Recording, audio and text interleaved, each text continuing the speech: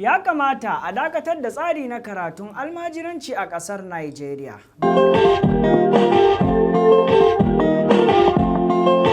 Barkanmu da zuwa wannan gizaure namu inda muke tattaunawa dangane da wani irin matsaltsalu ne al'umma suke fuskanta a wannan rayuwa tamu ta yau, sa'annan ta yaya za a yi a magance wa'annan matsaloli.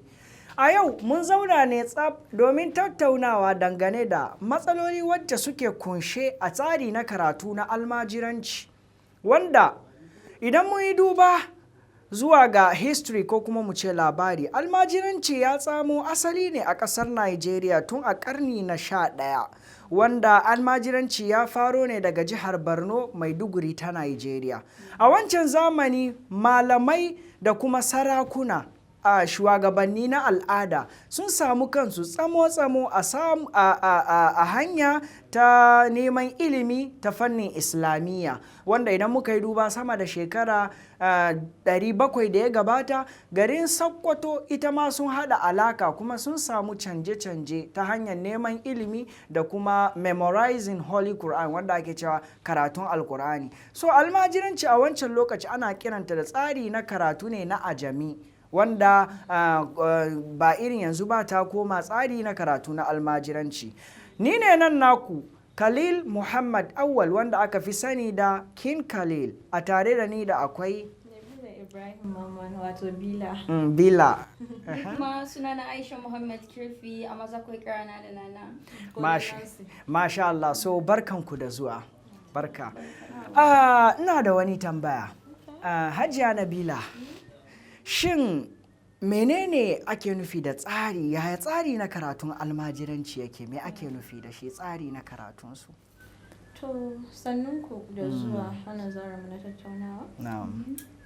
Karatun almajiranci, we all know karatu ne da ake ɗaukan yaro from gari ko kuma a ɗauke shi a kai shi wani side da garinsu ba iyayensa, saboda ya koyo karatun alkur'ani da kuma sauran littattafai, ko ba haka ba. Amma a wannan wanda aka fi sani da karatun ajimi a daki, wanda yanzu ya yi turning ya zama almajiranci, which is yanzu a wannan tsarin yaro ne za a kawo shi tun yana karamin shi ya je ya yi bara, ya yi shine daidai struggling domin ya samu abin da zai ciyar da kansa. Wannan which is wannan edge nashi bai kai wannan level yana gane, wanda that means yana bukatar ya samu tarbiyya kenan a gwajin iyaye, wanda like for instance kin ga shi tsari na karatun almajiranci tsari ne na karatu na addini amma a gargajiyance. You understand? Ajami, yes.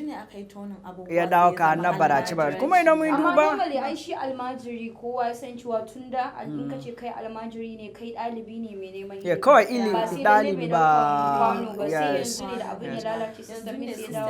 Amma yanzu idan muka duba a almajiran nan zamu ga yaro dan shekara 4, 5, kananun yara that wanda muke ce infants ma, they are not adult, you understand? Kananun yara wanda mutum ko amalala yayi ba zai iya wanke ma da kansa ba, you understand? So at that early age iyaye sun ɗauka yaro sun kai shi almajiranci, understand? Wanda ya kamata a that age yaro akwai tarbiyya da ya kamata ya samu a gwajin iyayensa, you understand? At early age kamar yadda muka ce wanda bai kai shekara 4 ba ko kuma wanda ya dan dara shekara 4, a wannan stage din kin san ya fi son jikin uwa, yana bukatan uwa. Wanda ka ce amalala kaga inda gaban iyayen shi yake idan akwai wanda zai kula mishi, amma a can inda ma sai iyayenka ne za su yawa, wato yes wato kuma abin da ya kamata mu fahimta nan, a duniya akwai tarbiyyar da yaro yake samu wanda bayan uwa da uba kaf duniya babu wanda ya isa ya baka wannan tarbiyya.